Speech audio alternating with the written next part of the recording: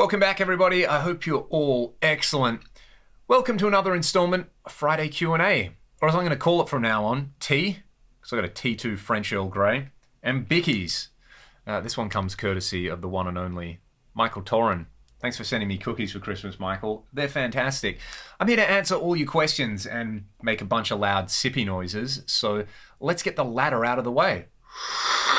So we have to talk about that Gibson buying Boogie thing, which we will get to in a second. One interesting thing that probably flew under the radar for everybody who was following that is, if you're in the States at least, I guess this is pretty exciting. Sweetwater and Music Tribe, aka Behringer, have a deal together. So you'll be able to get things like $19 Behringer pedals. I assume stuff like, the Clark Technic compressors and preamps, and their Roland Dimension clone will also come down in price as well. So that's kind of interesting. If you followed the whole Behringer Keystep knockoff thing and them, donating to charities but not donating to charities, that's like a whole other issue, and I'm not really kind of informed enough or qualified enough to talk about that. But, if you're somebody just getting into pedals, for $19 to be able to get, fuzz and delay and chorus and all the flavors of the rainbow, that's kind of exciting, especially if you're in the States. So some would probably argue that, that's a fair price for some of those pedals, but others would probably argue that you're actually getting a lot of bang for your buck because some of them are super functional. So that's interesting, and we'll circle back around to the Gibson Boogie thing. Oh, the fly just landed on the camera. He's going to go on the lens. He's back. This is so exciting. This is totally making my very exciting day spent indoors in the aircon a lot more interesting. But look, I got some questions from all of you from the last couple of weeks. Let's start with this one. What's the most epic gig I've ever witnessed? I want to say Roger Waters' production of The Wall. I went to see that in Perth in 2010. 2011 maybe, and that melted my brain, especially as a Pink Floyd fan, and especially as someone who obviously is a guitar player. I love David Gilmour and I love his contributions to that band, but as someone who just likes to listen to music and lyrics, I really, really like Roger as well, and his band was phenomenal. I think it was Dave Kilminster on lead guitar and Snowy White, and yeah, it was so good. The scale of the production and all those kind of things, I was ready for epic, but I wasn't really ready for epic. So that one's right up there. I would also say that I saw the Scorpions in 2016 in the States, and while it wasn't the craziest stage production I've ever seen, they were just so good. It was like watching a band that cut their teeth playing arenas, playing arena rock, albeit in the middle of this giant field in Oklahoma, but it kind of still felt like an arena. So that one was really, really good as well. And I want to say I've seen some pretty incredible, epic, kind of smaller venue gigs as well. I reckon the first time I ever saw Joe Bonamassa at the Perth Concert Hall, that was epic. Every other time I've seen Joe, he's basically done exactly the same show. Like, he walks to the same part of the stage and does the same bend. And yeah, once you've seen it once, that's probably enough. No diss to Joe, because he's amazing. But the first time I saw that, I really felt like it was just kind of him at his peak. He'd put out the Ballad of John Henry. I was really into it. He's playing and he's singing, and his band were just incredible. And I mean, Perth Concert Hall is a decent sized venue, but it's not an arena or anything like that. So yeah, probably those three off the top of my head were really, really, really big ones for me anyway. And what do I think of the Vinnie Vincent Invasion albums, especially the guitar solos? I'll just say this, that I'm grateful that Slaughter became a thing, and I'm grateful that kind of Vinnie Vincent, I guess, kind of invented that band, because they all got sick of working with him and went and did that. Some of the solos on there are, yeah, it's kind of what I imagine people who don't listen to hair metal think what all hair metal is. I'll just put it at that. But there's some cool songs. There's some cool songs on there. I will give them that. And I loved his, that custom V that he had with like the overlapping Vs. That was amazing. I will give him that. Using in-ear monitors live, I use a set of the cheapest Shure in-ears, the SE 215s, and it depends on gig to gig. I always prefer to have someone mix my ears because I'll trust a sound engineer over myself any day of the week. And I haven't really had a bad in-ear mix that way. I've definitely given myself a few bad in-ear mixes, but nowadays, if we're doing shows, especially regional shows where we're basically, running our own sound, it's easy enough to use an iPad to dial in front of house, walk out with a wireless, do everything, and then handle everybody's in-ears. One thing that I think kind of works in our advantage is myself and Ryan share the same in-ears send. So we have to kind of like trade horses when it comes to what gets turned up. It's not just the guitar turned all the way up, and it's not just the vocal turned all the way up. It's more of kind of an even mix, which I quite like. The first couple of shows I did with in-ears, I just had myself super loud, and it wasn't a very pleasant experience because I much prefer to kind of hear a little bit of myself and listen to the rest of the band. So I think I prefer having somebody mix my ears, especially because it means they can put some really nicely finely tuned drums in there, especially just a bit of kick drum, a bit of room sound. It goes a long way. Having a room mic on in-ears and a little bit of reverb just on everything can really take the edge off as well. We're using the Behringer XR18 to do our own ears, and the Sennheiser G4 system. And I mean, for the money, it's pretty hard to beat. Like the whole in-ears, wireless in-ears tech has come so far in the last 10 years and it's become so accessible. What a time to be alive. That's what I say to that. All right, we got a couple of questions in rapid succession from Who's Your Daddy? Have I ever tried Godin guitars? I have. Shout out to my buddy Chris Gibbs, who is a Godin artist, I believe, and I've played his Godin guitars a bunch of times, and they are sleek machines. Very, very underrated guitars in the scheme of things. What's my second favorite guitar? At the moment, it is my 77 Strat. You've probably seen that on a lot of the recent videos. That's just hitting the spot for me. That's like my summer guitar. In winter, I play the humbuckers, to keep warm. So yeah, I'd probably say that. Very, very close third would be my PRS Custom 24, the green one, which I need to put new strings on because that's such a great guitar for doing demos. So you'll probably see a lot of that guitar next week. We got more questions in this thing here. Dual delays. I like the quarter note on one side, dotted eighth note on the other side thing. If you've seen the Andy Timmons video where he's doing his rig rundown, he talks about how he sets his timeline up. It's dual delays, a little bit of diffusion. That's where the magic's at for me, especially if you're using in-ears, and having that in stereo in-ears is just glorious. And in this same batch of questions, amp distortion or pedal distortion, I always like to get my main crunch from the amp. So I always kind of think, your rhythm sound comes from the amp, and then you can put a boost or a drive pedal or an EQ in front of that for your lead sound, and you can back off your volume control for your cleaner sound. That's how I always used to run my amps live, and kind of do a similar thing with the Axe-Fx now, where it's, I have my main rhythm tone is the USA lead model, which is a Mark IV model, and then I kick on a boost for my lead sounds, and then if I need anything cleaner, I can just clean it up with my guitar volume control. And the nice thing about everything in the Axe-Fx is it reacts so well to your volume control, and the feel is really, really good. So excellent questions. Thanks for that, dude. I hope you're doing well. This one comes from Heidi, talking about reverb levels and delay and basically time-based effects for different scenarios, and I guess what's best practice.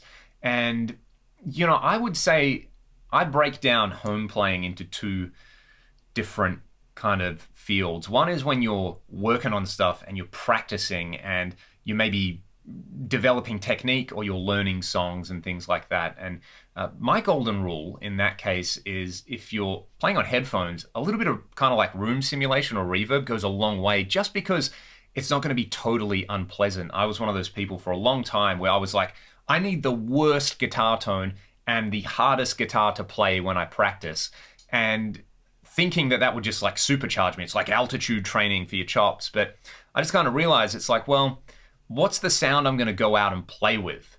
I'll practice with that sound. And then you have your just kind of like noodling around sound, which to me would be like, yeah, you want a little bit more reverb and a little bit delay? Do it. Treat yourself. So my kind of recipe when I'm playing around at home, say in the Axe-Fx, I'll normally add like a room reverb or a plate reverb, but I'll keep the mix and the decay really low, like maybe 1 second maximum for the decay, and then maybe just like a 10% blend or something like that, just to take the edge off, unless I'm playing around with reverb as an effect where I want a big like ambient wash, in which case I will go crazy with it. In a live situation, like I said earlier, if you're playing with in-ears, a little bit of reverb on your in-ears sound goes a long way. But then you've got like the room that you're playing in, that's basically your reverb. So you might find that you don't really need to use reverb live. Delay, like as a rhythmic effect, or, you know, for kind of some extra sauce on your lead sounds, is a kind of different thing. And I always find in that case, you probably need to actually go a little bit wetter with your delays when you play live. Yeah. But as always, let your ears be the judge, and, you know, don't be afraid of indulging, because reverb and delay, they make playing guitar even more enjoyable, in my opinion. Alrighty. Decoupling your cabinet, your big 4x12 or your 2x12 from the ground when recording. I will admit that's not something I've really experimented with, although I know people who absolutely swear by it. The fly is now crawling on the microphone, by the way. So it's kind of like my little sound guy. Let's see if he can get, there he goes. What was I talking about? Decoupling cabs. I've actually never played around with it. However, I have played around a lot with like room treatment and the size of the room that you have your cab mic'd up in. And that definitely makes a difference. Like when we were recording the last Ragdoll album, we did all the guitars here with a cab, and we basically put them in a small room, but we just coated the room in tontine. So we kind of took the room out of the equation in that case, because the room was in no way optimized for recording. When I shoot IRs of my cabs, I kind of do the same thing as well, but I haven't really played around with getting the cabinet off the floor. Interesting. Interesting. That might be a good little video to do at some point. All right, do I warm up live? And if so, what do I do?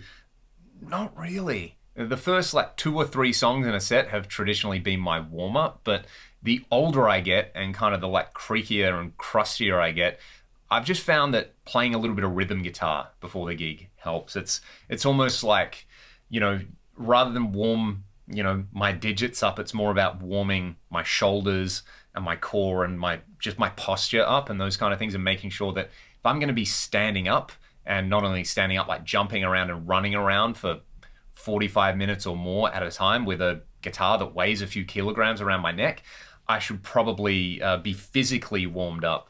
And then if I'm physically warmed up, then the first couple of songs will take care of whatever's going on there. I also find as well that I have little spots in our set list where it's like, you know, I'll always have a drink of water after the 3rd song. That's really, really important. Or I will always, for me, I have to crack my knuckles at some point during the first song. So it's like playing a big chord and then I crack them on the side of the guitar. I don't know, little things, little rituals like that that just help ground me. And the other thing that's super important as well when you're playing live is your breath, and making sure that you're breathing, especially when you're playing a guitar solo. You know, there's you see so many people where they're playing and they just kind of forget that their body has to work the whole time as well. So yeah, it's more of like an aerobic awareness than anything else, than particular exercises. I'll just sit there and like chug, you know, some drop C chords or something like that. I might play, you know, the opening riff for the first song, just so I don't butcher that one. And then once I'm in, it's all those other little cues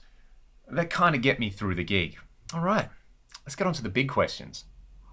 What are Gibson actually going to do with Boogie? No one knows. You can sit here and go, this is amazing news because it means everywhere I can go and buy a brand new, you know, Les Paul Jr., I'll be able to have the entire range of Boogies available, which, you know, if you're someone like me and you live in the middle of nowhere and you maybe wanted to try out the new Rectifier Badlander, basically nowhere has it for like 18 months in Australia. But when a new Les Paul comes out or a new Gibson comes out, you know, the 2021 range is probably coming out really soon, I'll be able to pop down to my local music store and they're going to have it. So on one hand, it's kind of nice because I'll be like, well, I want to try a Badlander. I can just pop down to the music store and I'm pretty sure that they might have it. On the other side is it's like, well, Gibson does have a track history of acquiring brands and running them into the ground, like, hey, Steinberger, right?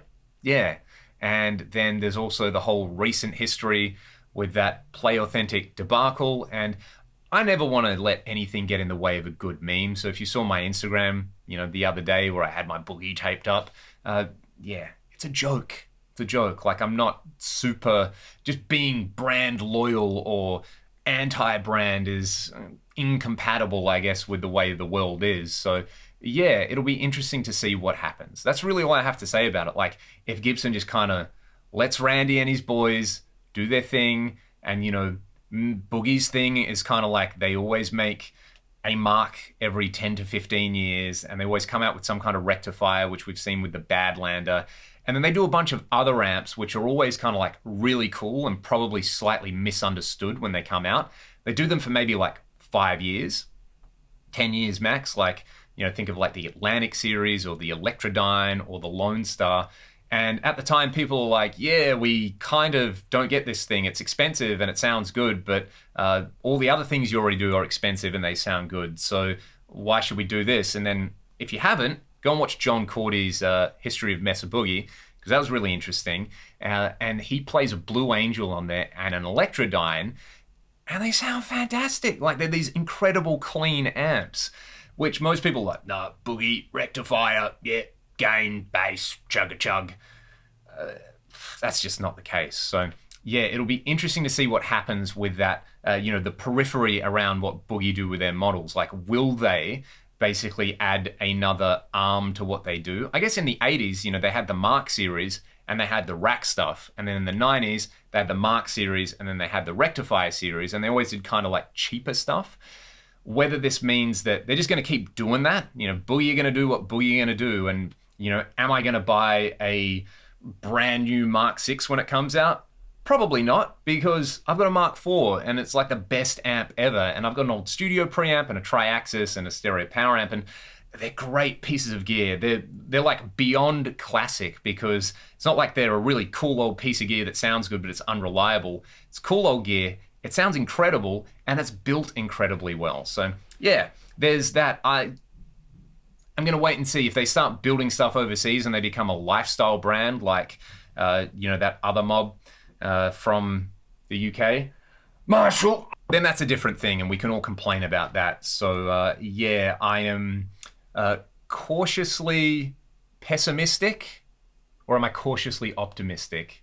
Or do I not really care? Because the reality is I'm probably not going to buy a new Boogie unless it's a Badlander and it's rack mounted, which I'm kind of excited about. And I'm probably not going to buy a brand new Gibson. I'm going to wait, for that 5-year kind of cool off period where they put out something really cool, no one gets it, and then I'm going to pick it up and, use it on a few things. Or they'll either totally trash the brand. In 3 years, Gibson will have a brand new CEO and a whole bunch of other people who used to work at like clothing companies and brand managers. And, it's just the corporate machine. So there is a totally incomprehensible mini rant about all of that.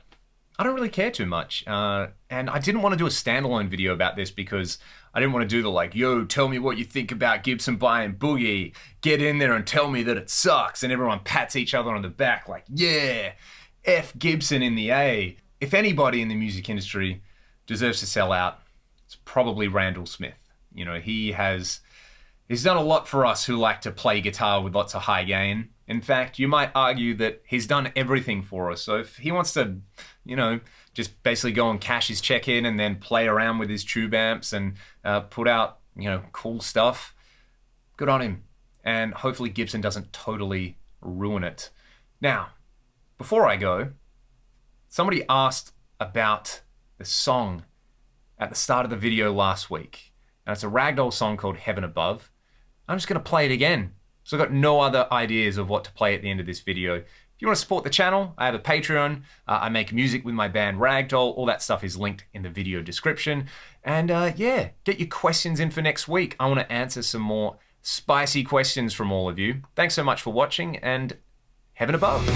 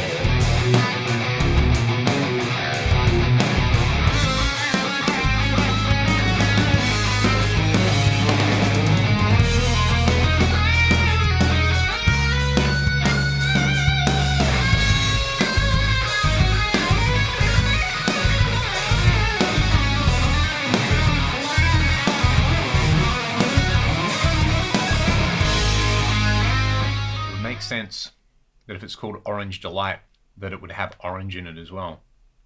And it tastes like it does. It's pretty awesome. That's made my day. I like that.